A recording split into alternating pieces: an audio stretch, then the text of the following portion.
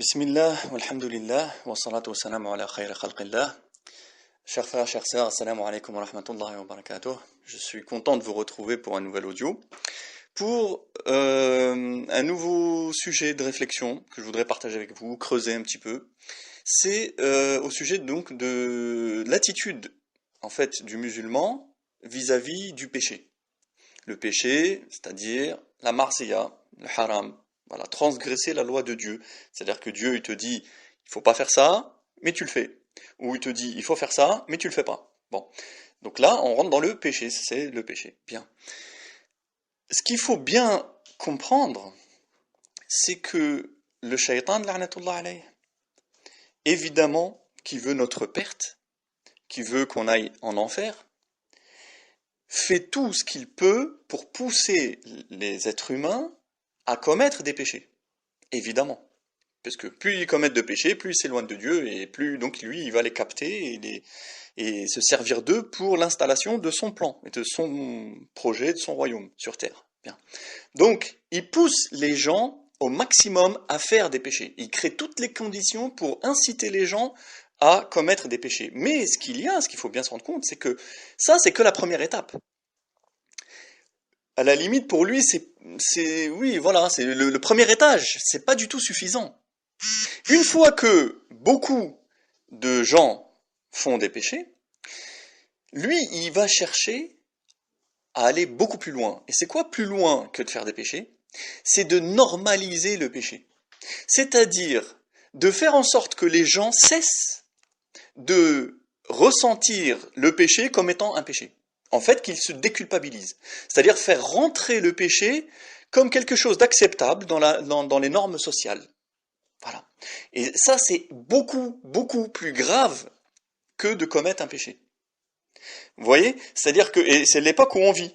C'est-à-dire que des comportements ou des actions qui sont interdites dans la religion sont vécues quotidiennement par une majorité de gens comme étant parfaitement normales, comme étant tout à fait acceptables, tout à fait banales. Voilà. Et ça, c'est le travail du shaitan et de tous ses amis, hein, de toutes ces armées, conscientes ou inconscientes, qui cherchent systématiquement à banaliser et à normaliser le péché. C'est pour ça que le musulman, face au péché, lorsqu'il commet un péché, il y a en fait deux catégories de personnes. Soit vous avez celui qui se dit, bon, ce que j'ai fait, c'est pas bien, c'est un péché, c'est interdit, j'aurais pas dû le faire, je le sais, je demande pardon à Allah, mais par faiblesse, parce que j'ai pas assez de force, ou parce que je suis trop lâche, ou parce que je suis trop tenté, ou j'ai pas assez de volonté, ou j'ai pris des mauvaises habitudes, ou il y a une pression sociale autour de moi, etc., etc., etc. Malheureusement, j'ai commis ce péché, ou je commets ce péché. Mais je le regrette au fond de moi, je sais que c'est pas bien, et j'espère, Inch'Allah, un jour réussir, avoir la force de ne plus le faire. Bon, ça c'est l'attitude du musulman saint, du musulman respectable, et Inch'Allah pardonnable par Allah subhanahu wa ta'ala.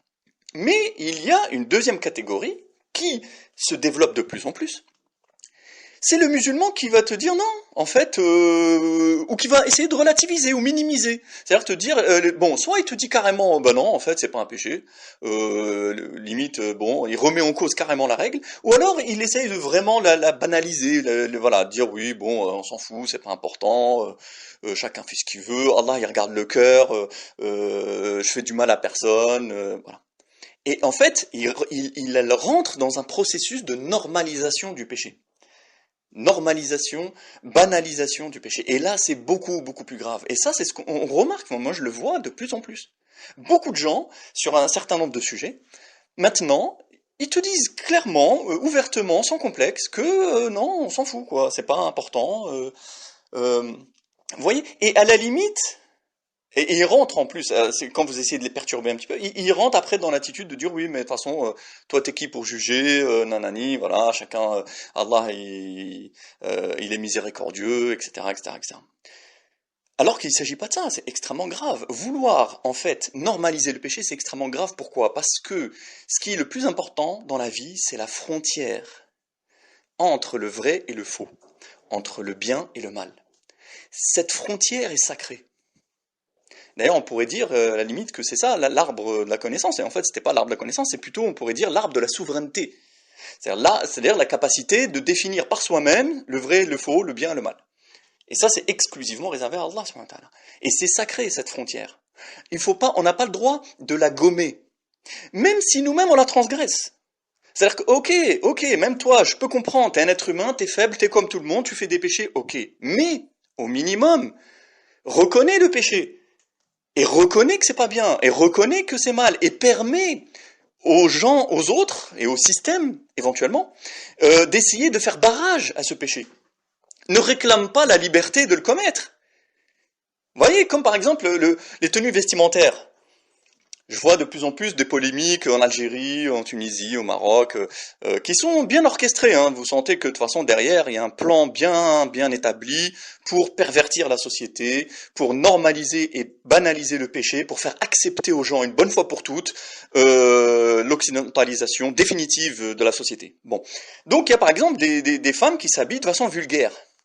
Bon, et quand vous leur dites mais il faudrait interdire ça. Eh ben, ils vous disent non. Mais elle est libre, chacun est libre de faire ce qu'il veut. Mais vous dites, mais c'est un péché. Et là, vous vous rendez compte que les gens, en fait, ils ont intégré le péché comme étant, en fait, quelque chose de normal. C'est pas grave, en fait. On s'en fout, c'est pas important. Chacun fait ce qu'il veut. Et ça, c'est extrêmement grave. C'est-à-dire, à la limite, il vaut mieux une femme qui ne met pas le voile. Ok? Elle ne le met pas. Ce qui est un péché. Mais elle reconnaît que c'est un péché. Elle dit oui, ok, je reconnais, c'est un péché, c'est pas bien, je le regrette. Mais pour l'instant, je suis pas assez forte. Voilà, parce que il y a l'environnement, la pression sociale, familiale, l'éducation, les mauvaises habitudes, les contraintes économiques, tout ça, ok, qui font que j'ai pas assez de force pour passer le cap et franchir le pas de le porter, donc je le porte pas. Ok, mais je reconnais que c'est pas bien, et Inch'Allah, j'espère que Dieu va me pardonner, et que plus tard, je réussirai à le mettre. Ça, cette femme-là, elle est respectable. Elle est respectable dans cette attitude. Mais celle qui te dit non, mais de toute façon, je vois pas où est le problème. Moi, dans mon jean et mon t-shirt, je suis désolé, mais je suis tout à fait décente. Je vois pas pourquoi. Et elles essayent de te sortir des interprétations du Coran pour essayer de te faire croire qu'en fin de compte, le verset, il veut pas dire ça, mais il veut dire autre chose. Bref, que le verset, en fait, il lui dit, t'inquiète pas, t'as le droit de mettre ton jean et ton t-shirt. Voilà, ils veulent aboutir à ça. Et ça, c'est extrêmement grave. C'est-à-dire tordre la religion, tordre les lois de Dieu, tordre la parole d'Allah et du prophète pour les soumettre à nos désirs. C'est ça le truc. Et ça, c'est extrêmement grave et dangereux. Parce qu'une fois qu'on a gommé la frontière entre le vrai et le faux, le bien et le mal, et ben qu'est-ce qu'il y a? Ben, après, il y a le brouillard. Il y a le flou. Et là, les gens seront perdus. C'est fini. Alors que quand la frontière est claire, au moins, même si, encore une fois, tu la transgresses, au moins, tu sais de quel côté tu es, tu peux t'orienter, tu peux revenir plus facilement. Mais une fois que la frontière, elle a disparu, ben, c'est fini, les gens seront définitivement perdus, et en plus, ils seront à l'aise avec ça, quoi. Ils seront complètement à l'aise, et tout va bien, et c'est quelque chose qui est après intégré petit à petit dans la société comme parfaitement normal. Et aujourd'hui, ça choque plus personne. Et ça devient majoritaire. Vous voyez? Et quand vous voulez dénoncer ça, on vous dit oui, mais de toute façon, et toi, t'es qui? Toi aussi, tu fais des péchés. Donc t'es un hypocrite. Tu condamnes le péché alors que toi-même t'en fais. Il y a par exemple des femmes, des sœurs, enfin des musulmanes, qui, par exemple, essayent d'encourager ou défendent le voile alors qu'elles-mêmes elles sont pas voilées. C'est un peu paradoxal, mais c'est comme ça. Il y en a. Et justement, la première occasion, leur balance, ouais, mais de toute façon, toi-même, tu le mets pas, t'es une hypocrite, nanana. Alors que non, en fait, ça n'a rien à voir avec l'hypocrisie, ça. Alors, c'est comme quelqu'un, par exemple, qui fume. Bon, fumer, c'est pas bien. C'est, bon, alors, est-ce que c'est un péché, pas un péché? Bon, on va dire que plus ou moins c'est un péché. Mais bon, ça, c'est une autre question. En tout cas, c'est pas bien, c'est mauvais, tout ça, tout ce que tu veux, ok. Et admettons que cette personne qui fume, elle va dire à ses enfants, par exemple, il faut pas fumer. C'est pas bien de fumer. Et qui va cacher ça. Elle va cacher son péché vis-à-vis de ses enfants. Parce qu'elle est consciente que c'est une mauvaise chose. Et elle a envie que la société soit propre, et que sa famille soit propre, et que ses enfants soient propres, même si elle ne l'est pas. C'est pour ça que normalement le musulman, il doit cacher son péché. Il doit pas le faire ouvertement, tranquille, devant tout le monde, en étant fier de lui, sans complexe. C'est extrêmement grave. Et pourtant, quand on a l'attitude normale qui est plutôt de cacher ses péchés, là on vous traite d'hypocrite. C'est-à-dire que en fait c'est l'autre qui est bien. L'autre il assume en fait, tu vois, il assume. Quand tu assumes ton péché, t'es quelqu'un de bien. C'est bien. T'es formidable, t'es cohérent, t'es courageux, Alors que celui qui cache son péché, c'est un hypocrite en fait. Alors que subhanallah, c'est exactement l'inverse. Celui qui cache son péché parce qu'il a honte de son péché, c'est extrêmement bien. Ça montre qu'il a quand même de la foi dans son cœur. Alors que celui qui est à l'aise avec le péché, qui le montre ouvertement et qui vit avec sans complexe, ça veut dire que c'est fini. C'est fini, t'es mort. Spirituellement, tu es mort. Enfin, dans le coma, on va dire. Voilà, donc vous voyez, c'est ça. Donc celui qui fume et qui dit à ses enfants, non, il ne faut pas fumer, tout ça, on va dire, ah, mais toi, t'es un hypocrite. Parce que toi-même, tu fumes et tu dis à tes enfants, il ne faut pas le faire. Mais alors, c'est quoi? Alors, qu'est-ce qu'il faut faire? Il faut les laisser? Il faut qu'ils disent à ses enfants, non, mais allez-y, vous pouvez fumer, aucun problème, de toute façon, moi aussi, je le fais. Tiens, d'ailleurs, j'ai acheté un paquet, vous en voulez? Voilà, c'est ça qu'il faut faire pour être, soi-disant, pas hypocrite. Subhanallah, c'est incroyable comment ces concepts, il y a des concepts comme ça, genre il faut pas être hypocrite, etc. Il y a des concepts, techniquement, ils sont justes, mais on les utilise pour finalement faire triompher le mal. Subhanallah. C'est ce qu'on dit, kalimatu haqq yuridu biha al-batil. Voilà, quelque chose de vrai, mais qui est utilisé au service du mal. Et c'est ça qui est fait, systématiquement. Et il faut savoir déjouer ces pièges. Il n'y a rien d'hypocrite, c'est bien. Ou alors, dans ce cas-là, il faut être hypocrite. Oui, sois hypocrite. Cache ton péché.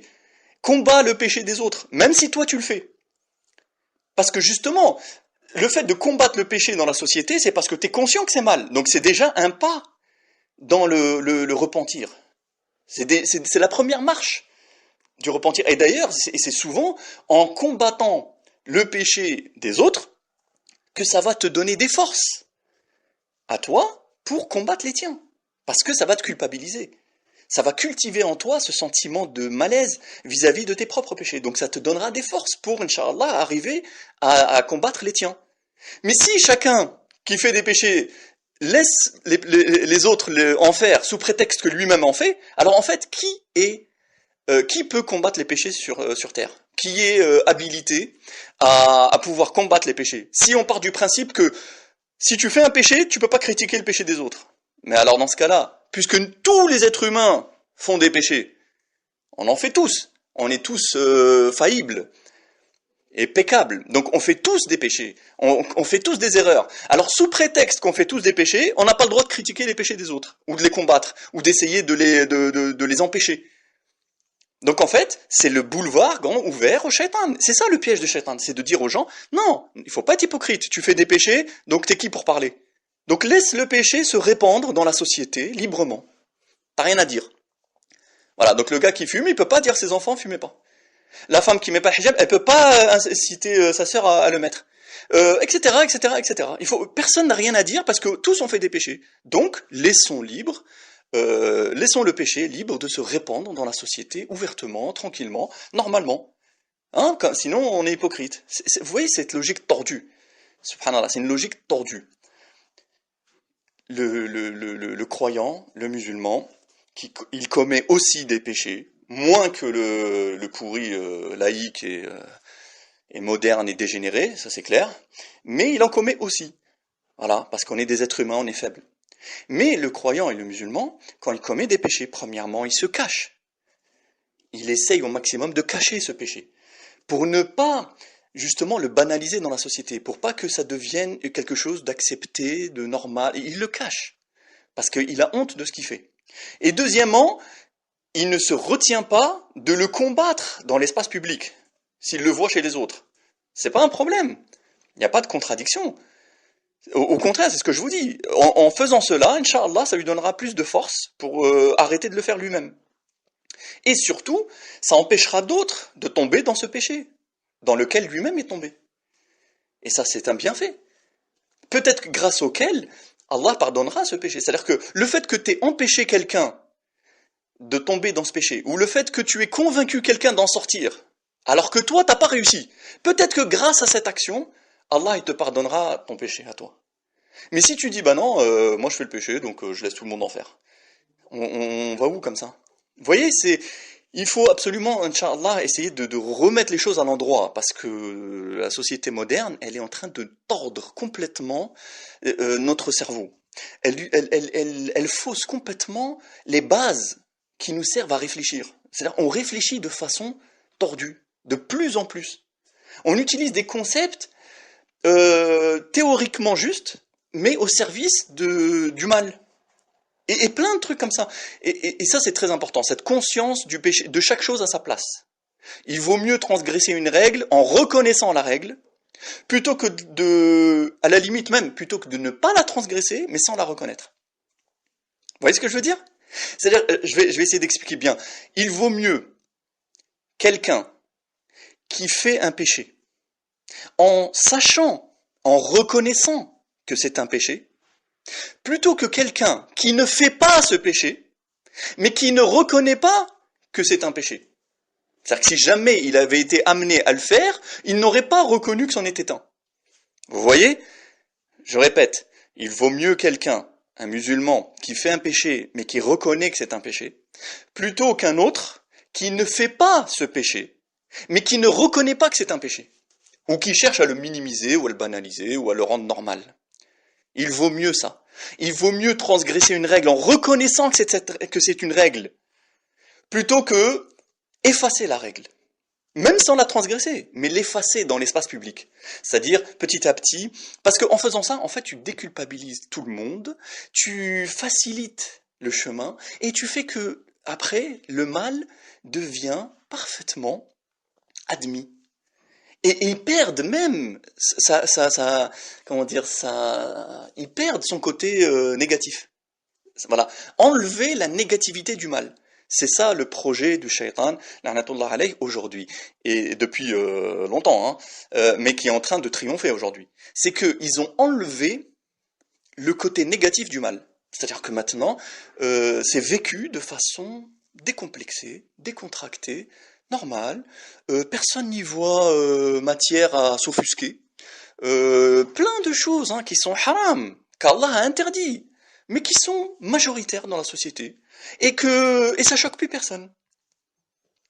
Sous prétexte que, et puis si tu essaies de combattre ça, en remettant un peu les choses à l'endroit, on va te dire, ouais, mais toi aussi tu fais des péchés, t'es qui pour juger?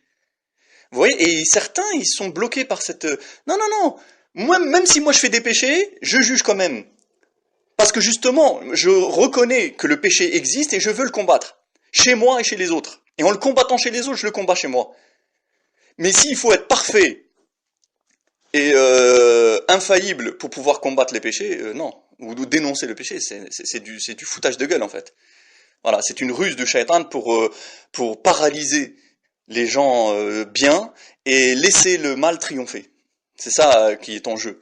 Donc voilà, j'encourage, Inch'Allah, mes frères et mes sœurs, évidemment, à combattre leurs propres péchés, évidemment, c'est très important, c'est sûr, mais aussi à ne pas se taire face aux péchés commis par les autres, à dénoncer et combattre, pas les personnes elles-mêmes en disant oui, t'es quelqu'un de mauvais, là, c'est pas ça, mais identifier le péché comme péché et le dénoncer comme tel. Bien marquer la limite, bien marquer la frontière, ne pas la laisser s'estomper, ne pas la laisser se brouiller dans l'esprit des gens, ne pas laisser le mal se banaliser, conserver la honte et la négativité qui est attachée au péché. Il faut que les gens continuent d'avoir honte de leur péché. La pire chose, c'est pire encore que le péché lui-même, c'est de ne plus avoir honte, de ne plus se sentir coupable de l'avoir fait.